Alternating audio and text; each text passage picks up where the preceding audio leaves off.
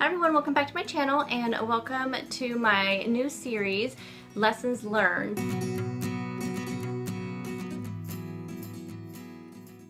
So basically this video came upon because I have a lot of people asking me all the time, how did you discover this? How did you do this? What kind of things have you learned as you've gone along the way? And there are so many things that I've learned and so many things I wish I had known when I started this journey, because I feel like it would have made it a lot easier in some ways. But you only know what you know and you only do what you can do with the information you have, and it is really good to make mistakes when you do this type of thing because you can learn from them. But I figure, I'm going to share these things and maybe it'll help you out, especially if you are new on this journey. If you're not new, then I would love to hear from you guys if you guys have experienced these same things and you agree with me. Now, just as a little disclaimer, as you guys all know, I am not a registered anything. I'm not like a dietitian. I'm not a doctor. I'm not a nurse. This is all my personal experiences. Anything I tell you is what I have learned, what things that I've researched, or, I'm not giving any kind of medical advice. Let me put it that way. So, and I don't know how many of these videos they're going to be. I know I'm filming 3 today, and I will be posting them Monday, Wednesday, and Friday of this week. Just as a kind of introduction to this, and then I don't know if I'm going to just do them once a week after that. I know I have at least 6 on my list at this point of kind of lessons learned, but I know there's going to be a ton more, so this is not going to be any kind of structured schedule. It's just going to be as I think of these things, and I just want to talk about them and post them. So this first one, as you can tell by the title, is diets, or I think I'm going to call it using diets as a guide. Now, in my opinion, a diet is just a temporary change. So temporarily changing your eating habits to achieve a goal, no matter what kind of diet you're on. Now, I'm on Weight Watchers, as you guys know. I don't consider Weight Watchers a diet, and I didn't really discover that until I'd been on it for a while and realized this is not a diet. This is a healthy lifestyle change. So that's the difference, I believe, between a diet and a lifestyle change. A lifestyle change consists of actually adapting your healthy overall habits that promote long-term weight control and healthy living. So it's not like a diet, I feel like, is kind of more like a quick fix. So it's you do this, this, and this, and this, you lose your weight, you meet your goal, then you're done. I think that by putting, healthy habits into your life is better, because that's a healthy lifestyle. You want to overall be a healthier person. But that being said, I think diets can still be used as a guide. I look back at all the different diets I have been on over the years, and I feel like I have learned something from all of them, and something that I continue to use. So some of those things being, well, let's just first talk about Weight Watchers. Again, like I said, I don't think it's a diet. Weight Watchers has really taught me how, especially when I was on Simply Filling, it taught me to try new foods I never would have tried before. It's taught me portion control, because you have a certain amount of points. Now that's Weight Watchers, and probably counting calories and counting macros has really helped with portion control, because it's so important on that. Actually, probably all diets in general, any diet that I've been on, portion control is important. So right there, that's a way you can use diet as a guide. Portion control is definitely something that you can take away from any diet. If you've never been on any kind of healthy lifestyle journey, any diet, any kind of program, you probably would not know how many ounces of beef or steak or chicken or whatnot that you should have. How many servings of, like with beans or rice or quinoa, do you know how much you should have? What a serving size is? Sure, it's on the label, but how many of us actually followed that before being on any kind of, program to let us know this is what you should have? So there's one way you can use a diet as a guide versus, and then I guess it's saying guide, and I'm sorry if some of these videos are going to be all over the place because it's just really thoughts in my head. So I think when I'm looking at it is, here's like kind of like a manual, like this is how you eat healthy, this is how you, but then here's this rule book. So then you have, diets that are really super strict. Like I was on that HCG diet, which I do not recommend at all. Or even being on like Atkins diet. It's this very strict rules you have to stick by. But then you have this manual over here that I feel like some other kind of programs fall in, where it's more like, okay, you have this many calories or this many macros or this many points that you can have. So it's kind of more like, okay, you have this. It's up to you to decide how you're going to spend that. It's kind of like having a budget where you have X amount of dollars to spend. It's how are you going to spend those if you go over budget?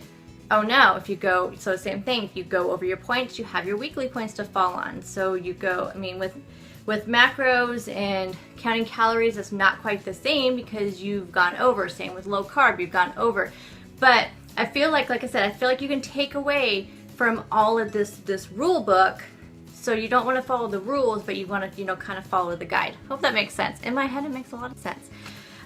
So portion control for sure.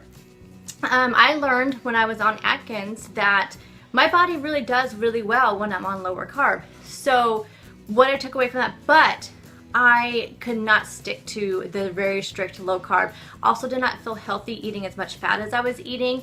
It just didn't feel right. And so that's why I didn't stay on that. I lost a lot of weight on it. But again, when I went off of it, I gained what I lost plus more, even going to another program. So it wasn't like I just went free for all. No, that was when I switched over to counting calories and counting macros.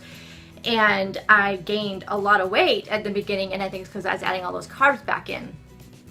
But because of that though, I found my body does function very well on lower carbs, and I do feel good being on lower carbs. I just didn't feel good being on the higher fat. So I naturally now eat, if you watch my daily what I ate videos, you'll see I naturally eat lower carb. I try to balance my whole grains and any breads or anything I have throughout the day. If I know I'm going to have rice or beans or quinoa or something with my lunch and dinner, I may not have like an English muffin for breakfast. I'll just have some yogurt or a little bit of granola. I'm just really careful about how I balance out my carbs. And I get that because I knew when I was on Atkins and lower carb diet that my body did function really well on it, and that I have to be careful with carbs. So that's what I took away from those. I also learned from being on the, by counting my macros and counting my calories, that how to balance kind of your fruits and vegetables, because that's another thing too. When you're counting macros and you're counting calories, it counts all the sugar in your fruits and the sugars in your vegetables, and the carbs even in your fruits and vegetables. So I try to, be really kind of aware of that. So that's another way. You want to balance it all.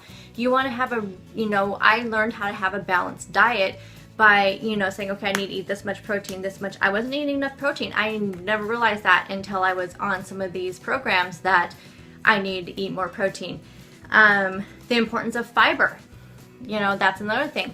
Never really thought about that before till I started being on some of these diets, and I would see, it says, oh, you should have X amount of fiber a day. So using my FitnessPal and tracking, when I was tracking all my macros, fiber was one of the ones I tracked so I could have enough, and I realized how much better I felt, how much better my body felt, less bloated I was by making sure I had enough fiber in my diet for the week. So that's kind of what I'm talking about when I say, if you don't even want to be on a particular program, that's fine, but maybe look at some of the diets out there, some of the programs out there, and just kind of use them as a guide, as a way, because I feel like they all have good stuff in them. They really do. They all have good stuff.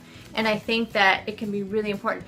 Probably the most important part of it is the tracking and the planning. I feel like every diet out there, every program out there, tracking and planning is key to every single one of them, because in some way, some shape or form, you have to keep track of what you're eating, what you're consuming. And I think no matter what happens, when I reach goal, I will still follow kind of the Weight Watcher guidelines.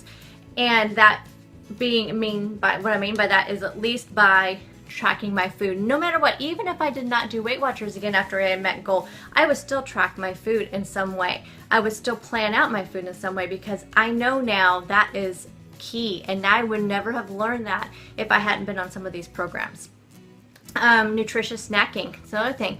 You know, it's really easy. There's so many things out there in the stores that, you know, they have all these claims on them. Oh, 100 calories. We talked about 100 calorie foods.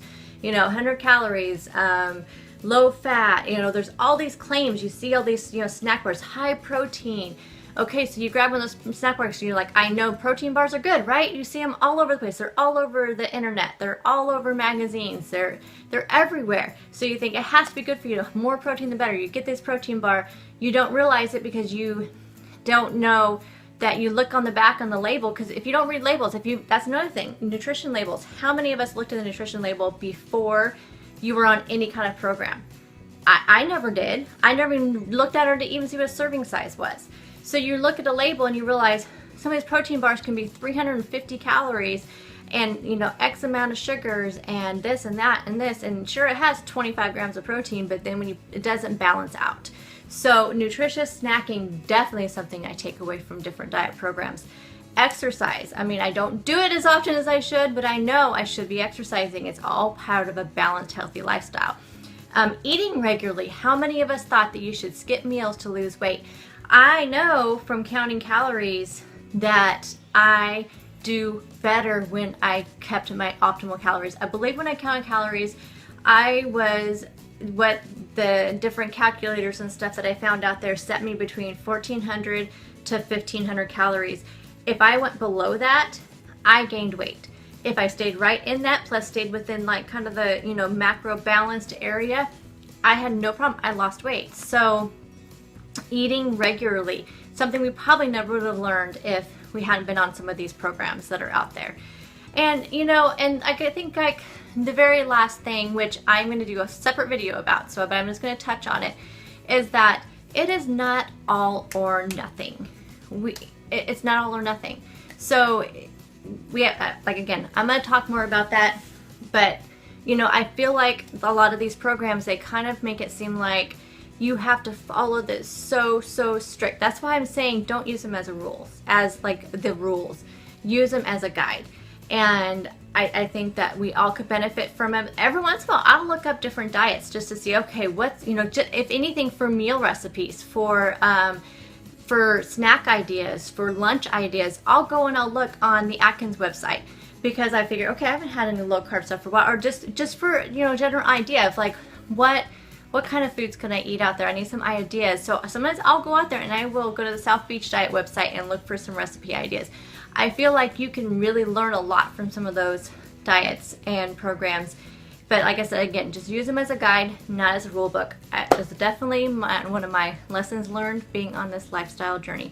So please let me know down below if you do the same thing I do, if this is like a lesson that you've learned. Let me know if you relate to this at all, and if this is something that you think will be useful for you. And I hope you do enjoy this series, and I look forward to bringing more of them to you. Thank you for watching, guys. Bye!